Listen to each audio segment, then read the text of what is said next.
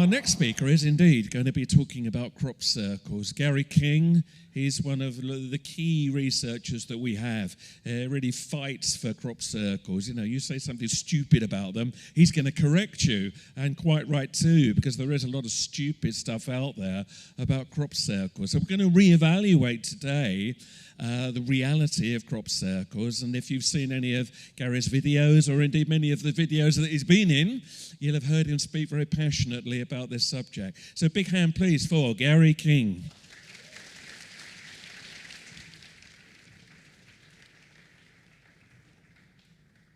Thanks, Andy.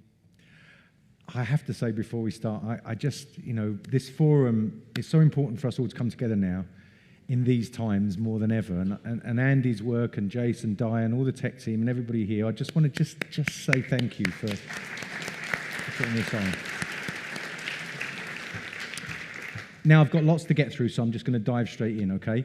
I've called this Crop Circles the Power of Stories, because for the first time in the 25 years that I've been studying crop circles, I'm going to talk about some of the things personal to me, as well as lots of other stories that are intermixed as well.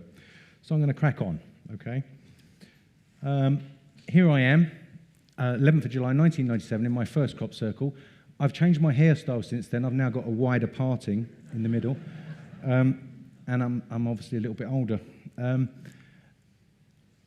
There was a bit of a story with me approaching the crop circles and coming into the crop circles, and I was brought by a Qigong teacher.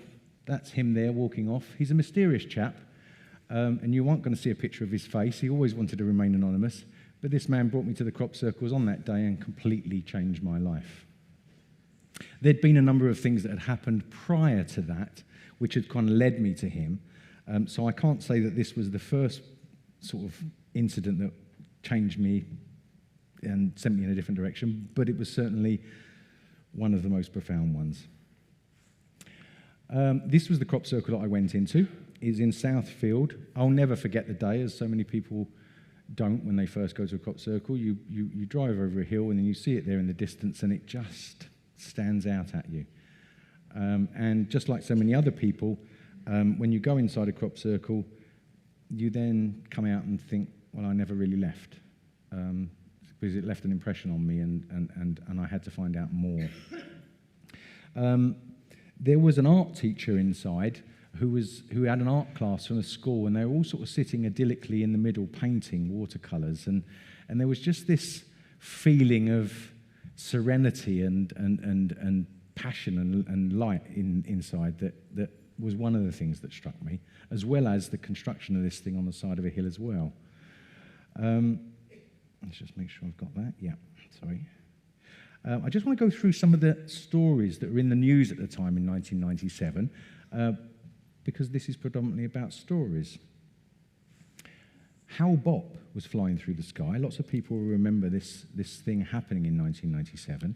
And so, for me, it sort of added a degree of gravitas to the event of going to the crop circles, in that there was this portent in the sky that was going through all season. And that's what comets are kind of known for. They're known for portents or bringers of omens, or God's wrath, some people say, or just plain misfortune. The ancient Chinese were a little bit more rational in their deliberations. They referred to them as brush stars as early as 600 BC, and were computing approximate orbits at that time. In fact, ancient Chinese astronomy records that have enabled modern astronomers to confirm calculated orbits and periodicities for comets like Halley. And I'm mentioning the Chinese because there's going to be a theme of Chineseness throughout this presentation. There was also some irrationality that went on as a result of that comet. The Heaven's Gate cult all committed suicide because they thought that they were going to be taken off by a UFO, or at least their leader convinced them that that was what was going to happen. But I bring this up because I just kept looking up in the sky throughout that 1997 season and thinking, this is the year that changed my life, and indeed it was. I wanted to look up other stories that were going on in 1997, and this came up when I Googled it. Dolly the cloned sheep But it later turned out that this wasn't actually in 1996. I thought I was onto something because it was down the road from the Rosslyn Institute, and you've got all the Freemasons and the Knights Templar and all that sort of stuff. Oh, I'm onto something here. Turns out it was 1996. So you have to do your due diligence when you do your research, because I could have stood up here and said 1997 and it wasn't. Tony Blair changed life for us all, didn't he, in 1997? Elected, telling us that things will only get better. Don't see much evidence of that. And he also used number. The third way was his manifesto pledge. So we're going to take this third way, which was something that was actually invented by Gaddafi years before. He had this book that he'd written called The Third Way. And so it was interesting that Tony Blair was using that. And as we know, he wasn't the person that we thought he was. His slogan, actually, according to Alistair Campbell, was, you smile to their face while someone else stabs them in the back. And if any of you have ever seen George Galloway's documentary, The Killings of Tony Blair, I think the evidence for Tony Blair's contribution to us is self-evident. Also, this one touched the hearts and the imagination, of course, of the population in 1997. So aside from seeing the crop circles and going to the crop circles, there were a couple of other life-changing events in the headlines at that time. But for me, this crop circle turned everything upside down. And I found myself considering there was life before the crop circle and life after. Everything that I had imagined about life up to that point had to be reimagined. I like to refer to this time as the coyote effect. You know that cartoon when he jumps off and he doesn't really realise he's off until he looks down and then he falls? I don't know if any of you can relate to this, right? But when you sort of like have a paradigm shift, that's where you are. You haven't got any firm ground to stand on because everything's up for grabs. And paradoxically, you're at your most powerful when that happens, but you're also at your most vulnerable because you really want some ground to stand on. And everyone's going to step forward with explanations to tell you what it is you're experiencing or what it is you need to do to sort yourself out and get your feet on the ground. And really, I was lucky with this teacher's advice in that he said, try to hover. Try not to jump and latch onto anything. Try to just keep your mind open and explore the possibilities. And it was really good advice, as it turned out. And obviously, the first thing that people want to talk about when you go into crop circles is who makes them. I kind of tried to get the two of them together there. See, this is how they're doing it. And obviously, we see someone standing by a crop circle or having a photograph taken with a board and a rope, and there's our smoking gun evidence. A bit like this cat, really, that obviously broke that roof. That bloody cat, look at it. You just can't judge things on what you see sometimes. You have to sort of do a bit more investigation. So the power of storytelling. Andy's talk earlier about AI, I've been fascinated with AI for some time and done a lot of research on it recently. And Yuval Noah Harari, the author of the book Sapiens, he's given quite a few talks recently. And what he talks about is that it's not the Terminator that's going to come and get us, it's storytelling. And if you've got a machine that knows us better than we know ourselves because it's gathered all the data on us, and then it can tell us stories, then it can paint a reality that we're going to buy into, and we're going to be quickly in this world of illusions. I think we're already in it, really, but it's going to get worse, not better, with regards to how we could be manipulated or persuaded to either buy something or follow somebody or join a political party or a revolution that could be completely an illusion. That's what AI could do for us. So it's the power of stories, and that's the theme I want to really run through with this talk. Religion is obviously a story, controlled lots of people. What Yuval says in his book Sapiens is that what made us succeed as a species over Homo erectus and Neanderthal, and etc., is our ability to share stories together and our abilities to form groups with those stories. Whether or not they're true, it doesn't matter. But if we form a group like the Catholic Church with 1.9 billion or whatever it is people, you can get a lot of things done if you've got a lot of people that are all sharing the same story. Money is obviously the biggest story that controls all of us, but it's nothing but a story. It's an illusion, obviously. Now, for me, the biggest story that I ever latched onto when I was young was this. I was fascinated by David Carradine's portrayal of this monk, that came out of the temple and did all these fancy moves, but there was all the philosophy and the other stuff with it that just attracted me as a young child. And things that capture the imagination for each and every one of us are very important in our lives, I've come to believe. We latch on to things and we all get attracted to different things very early on in our life. And those are things which usually stay with us. So I was fascinated with, the wise old man and the student. And this is just something that captured me as a young boy. And so there I am at 7 years of age or something like that, 8 years of age. I joined the Enfield Hante Pride Judo Club, partly to fight the bullies in the street, or try to, and partly because I loved the martial arts. Judo was obviously an experiential study in gravity. I didn't have to do any equations. I just got thrown around and learnt gravity worked. When I was 16, there I am in the corner, these slides are a little bit, I joined a martial art called Kateda, which was all based on chi, or ki as they called it. And it was all about developing this central power, this hidden power that human beings were supposed to possess, that the Orientals had ways and means of getting you to access. So we would break bricks across our stomach without feeling pain, or we'd take strangulation with a piece of rope and two guys pulling it from the other end.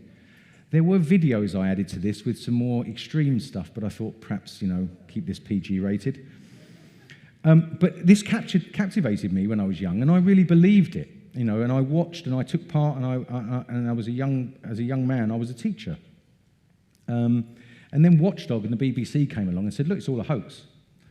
None of this is true. You were just hypnotized by this enigmatic guy who was making you not feel the pain when you were getting hit by bricks and all of this sort of stuff. And so, at that sort of time, I was 18, 19, coming on 20, and girls came on the scene more. I got married young and became a lawyer and decided that I was going to, be a millionaire. And so I spent the next 10 years trying that and failed miserably, and sort of had a bit of a breakdown, really, and marriage went on the rocks, and decided, read some books, go and do some meditation, Tai Chi, try and relax. And it was at that point that I reconnected with what I'd done all my formative years. And so I went to this workshop and met this teacher, and he took me to this crop circle. Now, I want you to, just before I move on, to notice that there are 12 circles, I'll take my word for it, there are 12 circles around the central circle here, all right? So there's 12 around one, which is 13. And this is going to be relevant to what I'm going to be coming on to. And so there's my teacher again. He looked a bit like Paul Newman. He had these piercing blue eyes. He was a good-looking bugger. There's no one I've ever met before or since in my life that had the impact on me. He was, if I could dare to come close to saying, he was a bit of a magician, this guy. He understood stuff about chi and amazed me on many occasions. He was very wise too. He told me to go back to the martial arts. He said to me that the key to understanding this and to understanding myself was to find a martial arts teacher, get into Tai Chi, get back into Qigong, and follow the crop circles and just do my own research. And so I took his advice. This was the crop circle that you just saw him at with that previous slide. It was at Clay Hill in Warminster. And once again, there are 12 spokes in the centre there. They go into threes on the outside, but you'll see it's a 12-fold design around a circle in the centre. So those two formations that we went to in those early years had this 12 around one. And it's not something I realised at the time. It's something that my later research brought me back to. And I thought, wow, how did that come together? Also, he was American, my teacher. He was over from America at the time I met him at this workshop. And before he went back to the States, he told me that I needed to understand this. Now, I don't know if any of you have ever come across this book. It was the early book written by John Martineau that's been superseded by the Little Book of Coincidence. Off-Mill C. Haynes was a pseudonym that was created by Michael Glickman. And this book just sort of was a part of a thesis that John Martineau wrote on the harmony of the spheres at the Prince of Wales Institute for Islamic Designs in London. A fantastic piece of work. And so maths, like so many people, wasn't my strong point. And so the thought of getting into geometry and geometric studies was a bit daunting, but I didn't really realise at the time that it wasn't a mathematical pursuit. It was a pursuit about the quality of the geometry and what the patterns actually mean in terms of a qualitative aspect. And I'll explain that as I come through. I was pleased to see that the Orientals have had a fascination with geometry for some time. And in fact, when I look back at old cave paintings, 40,000-year-old cave paintings, 75% of those cave paintings are squares, triangles, spirals, circles. The large percentage of them are geometric figures. So humanity has had an obsession with geometry for a long time, and I think that's very relevant. And so, taking my teacher's advice, I eventually found a teacher after several. That's him there on the right there. He's been my teacher now for 25 years, or 23 years, and this is us in Hong Kong back in 2009. I'm a younger man there, look. Oh, God. And this is a martial arts style that's based on the animal, the insect, the praying mantis. So it's a very animistic. It's considered one of the most esoteric martial arts styles that you can get involved with. So, animism, imaginary, mythological, these things with dragons and tigers. The Chinese are well known for all this, aren't they? And these are, believe it or not, are all things that have been part of the crop circle narrative, as I'm going to show. Monks at Shaolin and Wudang, I wanted to say this as well, they had a threefold approach to their studies, which was meditation, martial arts practice, and philosophy, either Buddhist or Taoist philosophy. So it was a threefold approach to understanding the human mind and life. I'll put that in twice, didn't I? So, am I on the right? I hope I'm on the right slides. Yeah, I think so. Yeah, sorry. So the simple circle. These are how crop circles started. Punching down, number one, simple circle. Now, the philosophical aspects to the simple circle are quite deep. They've been deep in symbology for some time. They represent wholeness, oneness, the creator, God. There's many different names that you could ascribe to it. But this simple circle contains a diameter which is rational and a circumference that relates to that diameter, which is infinite. So it is a symbol which shows us infinity and finiteness within one simple design.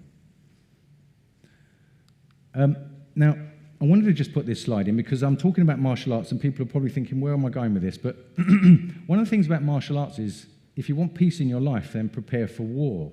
And that's not about war with other people, that's about the one with yourself, because that's really what internal martial arts are all about.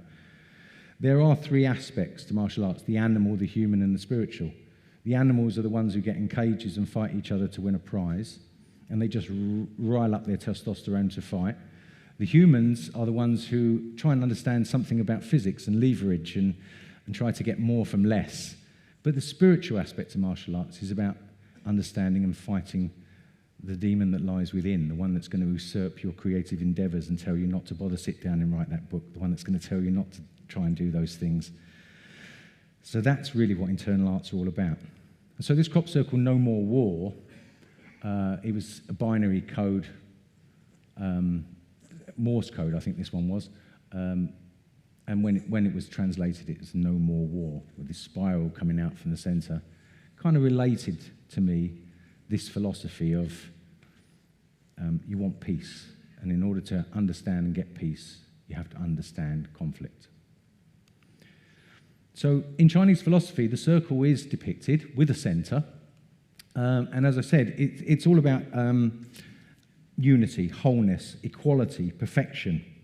The symbol means equality because there are an infinite amount of points from the centre to the circumference which are equal.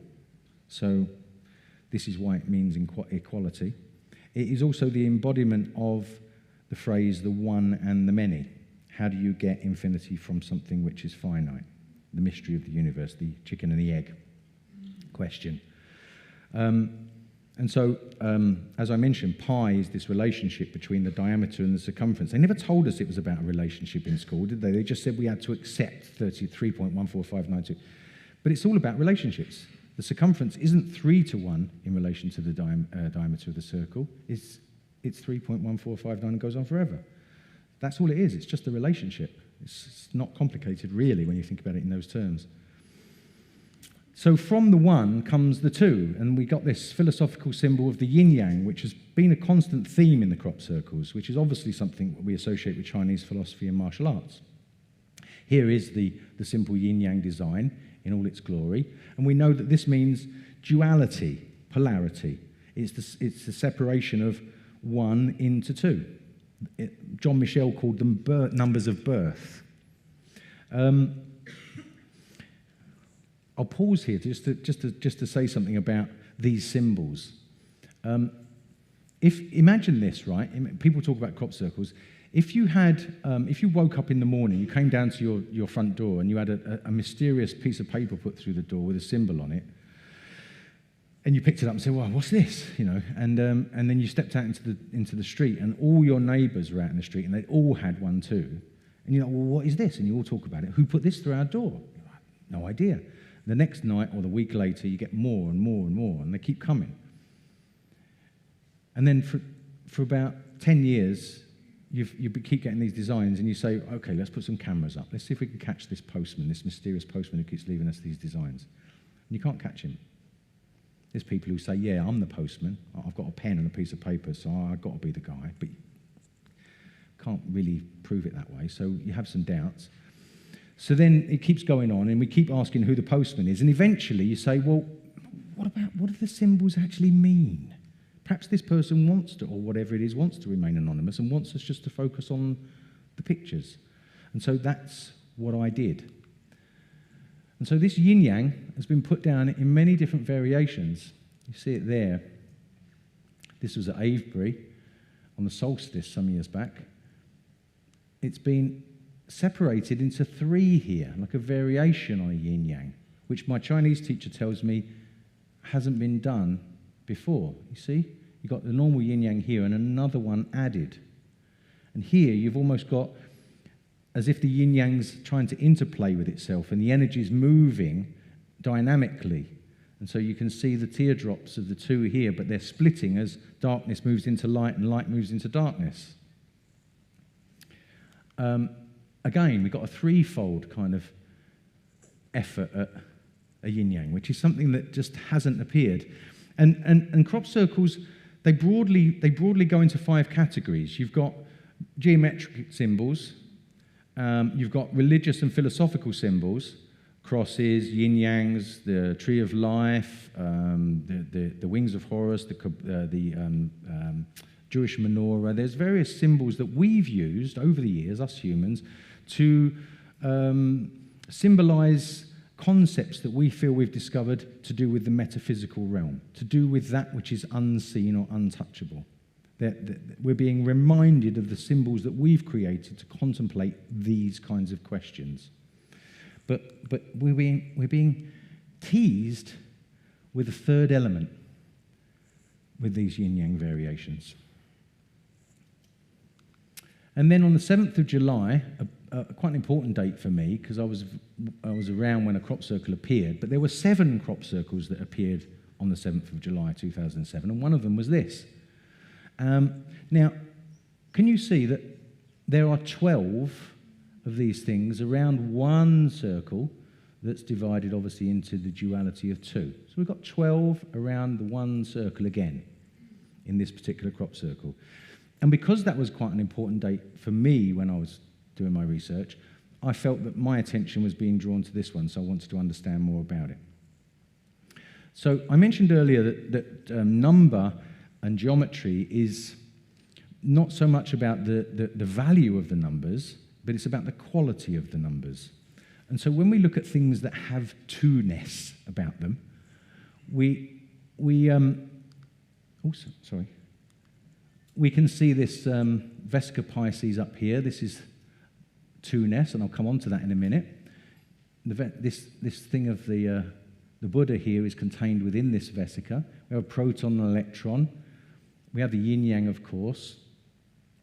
So two is this polarity. It's this separation from one into two.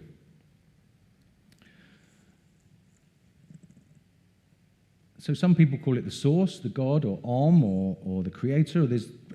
That's not relevant. The simple circle, and the one comes from the many because the one decides to look in the mirror and reflect upon itself, and so it takes the radius of the circle and shifts across and looks in the mirror and creates what's called the vesica Pisces, and this almond shape in the middle is where creation starts from. Triangle, an equilateral triangle, threeness comes from this separation. And so polarity, male and female, and so on and so forth, is, as we know, what gives birth to things in the world. And now this one shows an egg. Biologically, these things are mirrored when the egg separates into two, when it's fertilized, and then starts to divide and create an embryo and create life. So these geometric principles, the perfect geometrical principles that you see on paper, are mirrors of what we see in biology. And there they are. The circle, the vesica, threeness comes from there, fiveness moves out, and then you move up through the flower of life and so on. And so these geometrical constructions are the perfect or ideal way to philosophically investigate reality and cosmology. And so 5 is the next number I want to deal with. 5 is considered to be the number for life, regeneration. If you've got a pentagram and you put a pentagram like that, and if you put a pentagram in the center of that pentagon in the middle, you can infinitely go inwards with pentagrams, and you can infinitely grow outwards with pentagrams. So it's this number like us, like five-fold human beings, like you see there, that is a number for regeneration, okay? And if you look around at life, you will find most flowers are fivefold. There are exceptions, of course, but most flowers are fivefold around us. And a lot of flowers, even if they have 6 petals, you'll see they contain 6-fold geometry based on the perimeter and the centers. So there's this like hidden geometric form to flowers and things that are in nature that we don't actually see, like the apple with its little pentagram in the middle. And this little flower here, it looks like it's a daisy, obviously, but if we put a circle around the outside and we draw a pentagram in there, you see that the pentagram's crossover points touch the center. And so the proportions of that central circle there and this outer circle are fivefold. There's a hidden fivefold design inside. So in the early days of crop circles, we had these quintuplets, 5-fold designs, which people thought were spaceships. Yeah, the center one was the engine, and then these were the little legs that it stood on. Now, John Martineau, well, first of all, actually, Michael Glickman did this first. In 1997, this variation of a quintuplet turned up. And for the first time ever, the mother circle, as we called them, the one in the center, which usually always was separate from the daughter circles on the outside, this one impinged into the daughter circles, and it was unique. And Michael Glickman decided to investigate. So he drew it out like this. And if you put a circle, an enclosing circle around the outside, one at the halfway point, one on the inside like that, and then inscribe a pentagram, you have 5-fold geometry. Look, where the proportion of that inner circle exactly touches the crossover points and the outer touches. So this was 1983, I believe. Upton Scudamore was the first quintuplet that appeared, and it was found that this hidden geometry was contained inside. Go back a minute. And we've also had pentagrams as well, obviously just overtly placed in the field, many of them. So interesting, back to humanity again. When we're born, we have 5 teeth in each quarter of our mouth, and as children, and we have 5 fingers and 5 toes. So 5 is big with us humans. And then when we grow up, those 5 teeth fall out and are replaced by 8 teeth in each quarter of our mouth. And so when we look at the same quintuplet design of a crop circle, we again put a circle on the outside at the halfway point and on the inside, but this time put an 8-fold octagram inside, and you see that the 8-fold octagram completely encompasses that central circle. It touches it beautifully, look. And so the proportions of this quintuplet are hiding and encoding 5-fold and 8-fold geometry. Why these numbers? We've had many 8-fold crop circles, many of them. So our teeth, back to those, 5 teeth, they fall out and are replaced by 8 teeth. 5 and 8 are 13. Those numbers, we find those numbers on a piano. There are 8 white notes and 5 black notes in an octave. 5 and 8 are 13. So the way we hear and perceive music, harmony, is based on 5, 8, and 13. These form part of what's known as the Fibonacci sequence. Now, the Fibonacci sequence is a kind of philosophical progression of numbers. You start with nothing. You start with 0, and then you add 1 to it, because we have to add something like the Big Bang, the point. And then we add 1 to that 1. And then we add the previous numbers. So 2 plus 1 is 3, 3 plus 2 is 5, 8 plus 5 is 13, and so on.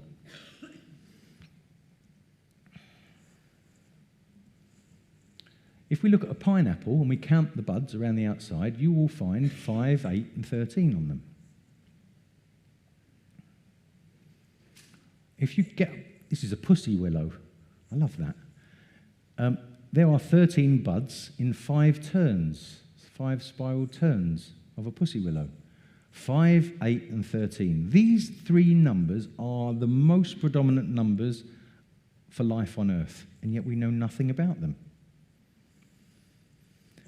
There you can see the progression. 0, 1, 1 plus 1 is 2, 2 plus 1 is 3, 3 plus 5 is 8, and so on. Now, if you make boxes, little boxes, one of them 1 by 1, and then the next one 2, and 3, and 5, and you draw a little line from the inside box to the out, you get that spiral. There'll be more examples. Scientists have no explanation for this. They have theories of optimization, as they call it, but it really doesn't explain why these 3 numbers are so widely used by life on Earth. They're everywhere. Fir cones. Every time you go out in nature now, when you look at flowers, you'll start to see these hidden numbers and geometry inside them.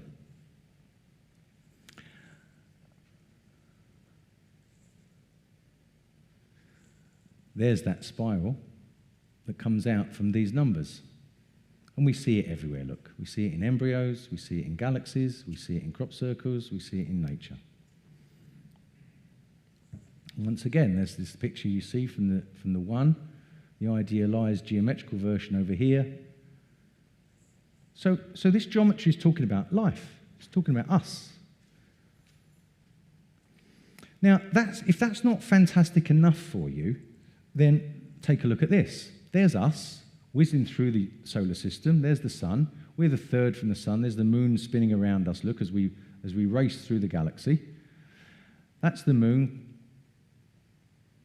That's the Earth. That's the moon spinning around us. If we look out into space so that we're the center and we're looking out towards the sun, then Venus, which is the purple line, Mercury is the orange line, Venus goes around, goes behind the sun, comes back in, kisses us here, then goes back out around the sun, comes back in and kisses us again. And it does that 5 times, as you'll see from the rosette in the center. It creates a perfect 5-fold pentagram, comes in and kisses us 5 times in 8 Earth years or 13 Venus years. So our nearest neighbor is massively beating out these numbers in space around us, in time and space around us. What are the chances, huh? Kepler drew this 400 years ago, this diagram, and yet you will not find it in any modern astronomy book. Wonder what they're scared of. So as I said, we've had many eightfold designs. Eightfold is actually like 4, a square, turned. You just rotate another square and you've got your eightfold design. And 8 was considered the number between heaven and earth, uniting heaven and earth. So this Hopi, I think it's a Hopi or Native American design, the reason they put these little parts out at the sides here was so that if you put a circle around the outside and a square on the inside, it would square the circle. Now a squared circle, as I'm going to come on to, is a symbol for the uniting of heaven and earth. Here we are back at the old Chinese philosophy, and you'll notice that there are 8 trigrams around the outside of this central circle, which is split into duality. They've also added 5 elements here, look. So we've got our 1, 2, 5, 8. Now this is heaven and earth. Heaven at the bottom, look, the 3 straight trigrams, earth at the top. Ancient mystical symbol. Now, it turns out that there is a martial art, very famous martial art. This is called the bagua. That symbol was called the bagua. And all they do is they walk a circle, with an imaginary pole in the center. This lady's obviously walked it so much, she's carved it out in the floor, look. And they do this for years and years and years. Now, I'm going to show you this guy. He's actually doing it, walking around the bagua. So he's bringing heaven down to earth, into his dantian, his center. And he's in the center at the moment. And he's now going to walk around the circle of the outside over those trigrams with an imaginary pole in the center, you see. And that's the practice that they do. And it's very esoteric, and it has many benefits to both mind and body. I can attest to that. Okay? Now, what he's actually doing is squaring the circle with his feet. His inside foot is straight, and his outside foot tangents every time. So he walks like this, and then like this, and then straight, and then turns with the imaginary center. And then he turns around and squares the circle with the other side. So he's actually squaring the circle and uniting heaven and earth over that symbol of 8. And so everybody's familiar with the Vitruvian Man and Leonardo's attempt to square the circle. Why the square? Why is the square the symbol for Earth? So many people have asked me that, so I thought I'd better bring that in. Well, obviously we've got 4 directions, north, east, south, and west. Squares work very well on Earth. You know, these square tiles here on the stage, they fit together nicely with no tessellations, no gaps in between. If you put circles down, you're going to get gaps. If we make circular houses, they're very difficult. So we actually live a very square life. You know, we get up in our square beds in the morning, and we go downstairs and watch our square TV screens and eat our cereal out of our square boxes and get in our square cars and go to our office in square. Squares work on Earth. But circle was the symbol for heaven because we watched the stars go around us in a circle. So this uniting of a square and a circle was seen as uniting heaven and earth for those reasons, in addition to the fact that you know that a circle is infinite and cannot be rationalized. But if you can make the area or the circumference and perimeter of a circle the same, you are said to be uniting heaven and earth. And that symbol, philosopher geometers have pursued that for many, many years. And so here we're back at Michael Glickman's 1997 crop circle. And what he established was that if he joined up those centers and measured that square in relationship to that circle that's underneath, they were accurate to the thickness of the pencil line. That has never been done in history before by anybody. So the authors of the crop circles were showing us a very simple method, using 5 simple circles to solve an ancient geometric puzzle more accurately than anybody had ever done it. And Alan Brown, who worked a lot on this, done most of the work on this, said, if you take something that's been considered very, very complicated and you make it really, really simple so that everybody can understand it, that's a definition of high intelligence. And so that, to me, was very striking when I saw this. Here's another example of a quintuplet, because what Alan Brown did when Michael discovered that was went back over 25 years of history of these quintuplets, which came in all sorts of shapes and sizes, and found that we had nearly 100 new solutions to back-engineer squared circles that had never been done in history before. There's a solution there. And very interestingly, all of these squared circles were mediated by five-fold geometry. In other words, just like Leonardo da Vinci's Vitruvian Man, a five-fold pentagram goes in there and mediates the union between heaven and earth, which figuratively places us then, humanity, in between heaven and earth. And it seems our ancestors at Stonehenge, because a lot of people say, why Wiltshire? Why did the crop circles come to Wiltshire? And I've done quite a bit of research into this, and Wiltshire's a special place for a number of reasons. A lot of people don't know, though, it's where we first started farming on the British Isles. It's where we first chopped down trees and started to grow crops. So as a species, we moved from hunter-gatherer to animal and plant husbandry at that location. Now, if I studied language and communication at university, if you study language and communication, you realize that context is everything in a communication.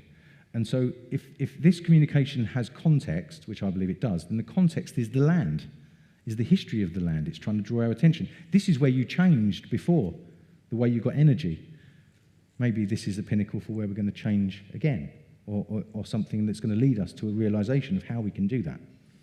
So I think that was quite irrelevant. And also, these ancient monuments are all over the landscape in Wiltshire, aren't they? Stonehenge, Avebury.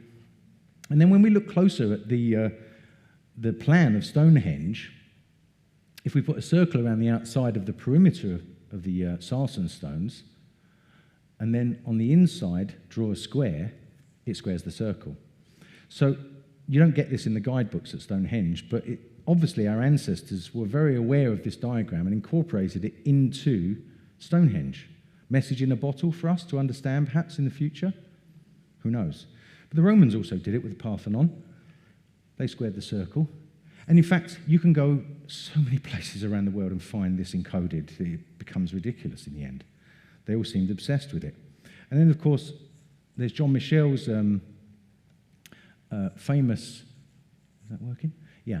If you take a string the same size and you make a square and a circle out of it, this square will incorporate the proportions of the Earth. And the moon will sit lovely on top through the center of the circle, which will square the circle. So our Earth and our moon are perfectly proportioned to unite heaven and earth. Every time you see a rainbow, you are looking at a squared circle. And rainbows in the Bible were always said to be these bridges between heaven and earth, funnily enough. So we've got Stonehenge that squares the circle, and we've got the earth and the moon that square the circle. We've got crop circles squaring the circle. So there's obviously a message there. Interestingly, the proportions, if you go back to English miles, 7,920 miles are the diameter of the earth, and the radius combined with the moon, combined radius of the earth and the moon together, 5,040 miles. Plato wrote that number many, many times. But 7920 is actually, 5040, let's start with that. 5040 is 1 times 2 times 3 times 4 times 5 times 6 times 7.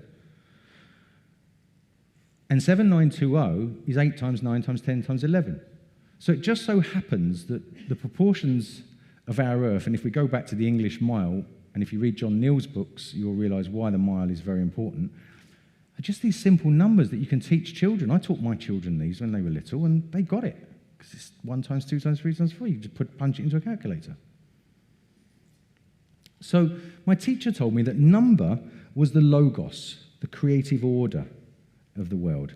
And we think of number, don't we, just in terms of values. Like I've said before, like the change you get from a shop, that's what they teach you at school. But number has qualities to it. And geometry is number in space. A triangle is 3 in space. A square is 4 in space. Music is number in time. So you have your beats, 1, 2, 3, 4, 1, 2, 3. Or if you have a piece of string, let's say the top string of a guitar is an E note. You pluck it without putting your finger on it, and you pluck it and you hear an E. Now, you don't have to be musically trained to know it's an E, you'll just know the tone.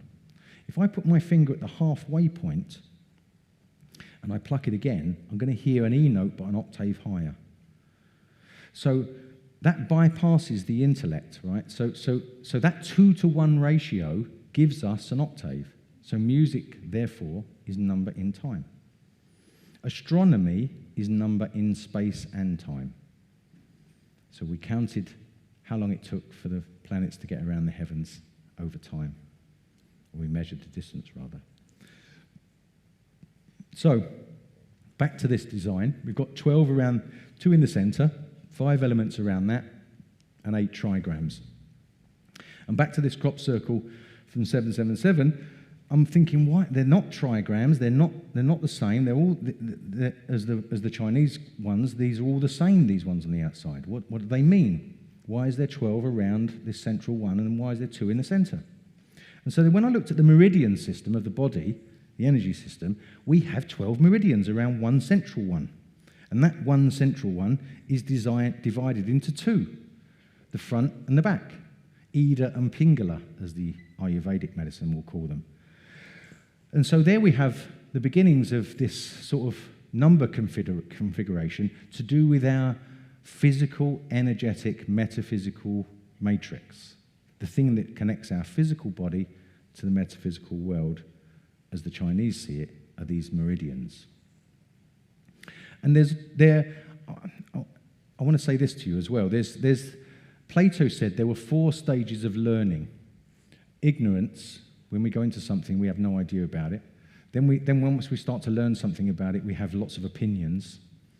And just like that 2, the number 2, when I said there are qualities, 2 can have 2 people fighting, or it can have 2 people shaking hands in cooperation. That's a quality of 2-ness. And so the 3rd level of Plato's path to learning was knowledge. Now, people think knowledge is information because we live in an information age. But what Plato actually meant by knowledge was that he was talking about truths which are ever true, truths which never change. And so I'll give an example based on the octave that we just talked about. If you pluck the whole string, you hear an E. If you divide it into 2-to-1, you pluck it, you hear an E, but it's an octave higher. Okay. If you draw a triangle, any equilateral triangle, and you draw a circle around the outside touching those 3 points, and then you draw a circle in the centre touching the 3 lines, that central circle will always be in the 2-to-1 relationship. So visually, you are seeing an octave. It feels intuitively harmonious to us. And another thing for 4-ness, why 4 on the earth? Plato's 4 stages of learning. Also, Carl Jung talked about the quaternity of mind, thinking, feeling, sensing, and intuition. And so these are our experience, our conscious experience of the world is through those 4 methods, that quaternity. 10 minutes, thank you. So I'm going to race through because I've got lots to go on. If you get 6 circles, they will always touch a centre one. That's an ever truth. All right? Kissing numbers. If you get a ball, a tennis ball, and you put 12 balls around the outside, there'll be 1 in the centre, and they'll all be touching each other and all touching the centre. And if you join up those lines, you'll get an icosahedron. And an icosahedron turns into a dodecahedron, which form the 5 platonic solids of fire, air, earth, water, and ether, ether being chi. I'm going to have to move a bit fast now because I've got 10 minutes. Here's our man again, spiraling as he walks around the circle and squares the circle. Spirals. Why spirals? Well, we know that these are a constant in the world, and here's why. In storms and in shells, we are surrounded by spirals. Also, from a martial arts perspective, the way that you store chi and store energy is through these bodily movements, but you see the diagram at the end there is showing us that that's how you store and discharge chi, this interface pattern here. And this is something we've also seen in the crop circles quite a lot. Now, we think of force in physics as F equals ma. Force equals mass times acceleration. That's how we operate in this world. But the Chinese have a different way. Watch this man.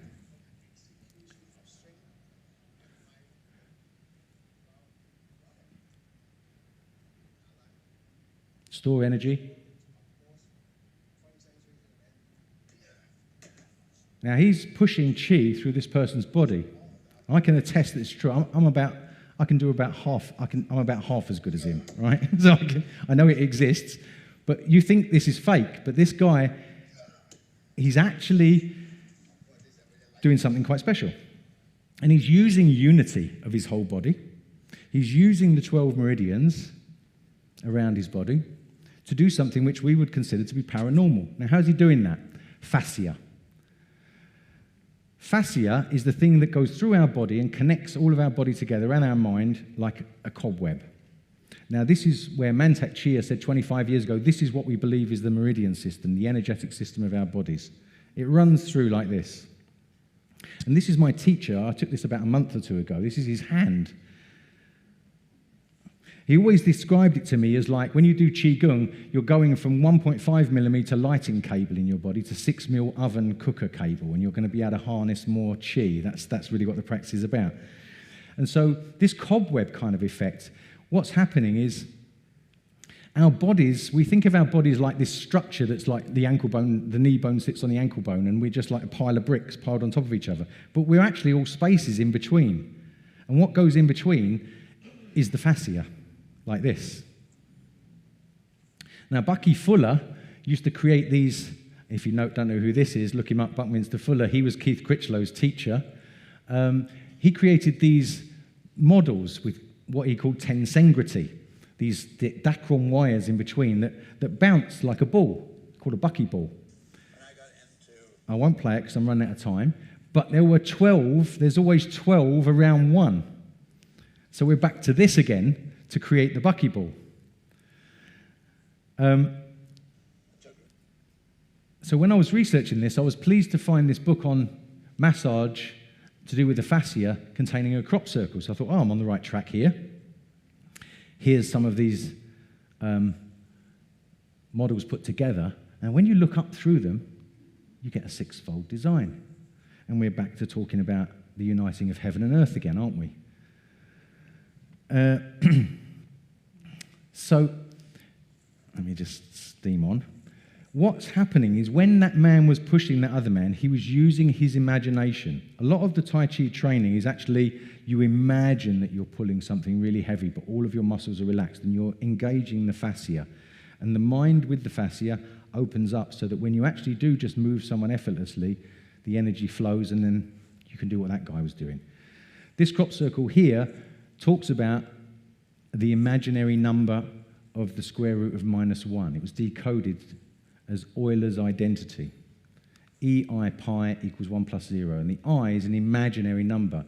Without that equation, which doesn't exist, square root of -1 doesn't exist, air traffic control wouldn't work. It only works because of that equation, and yet it's imaginary. So imagination, and what we imagine using our minds for, plays a role in reality. Does that make sense? Psychedelic mushrooms. This is a crop circle that's in East Field, a tree, but with a mushroom. Okay, mushrooms are mycelium, the same structure as fascia that are under the ground, and they are considered to be neural networks rather than root systems. And so everywhere, on every square inch of soil that we walk around on, our feet are connecting with what's under the ground to our fascia. A bit like this. And the cosmos above us looks like this. And so as above, so below, microcosm, macrocosm. The crop circles are talking about this, but in different ways. They're pointing to the physical reality of what's around us.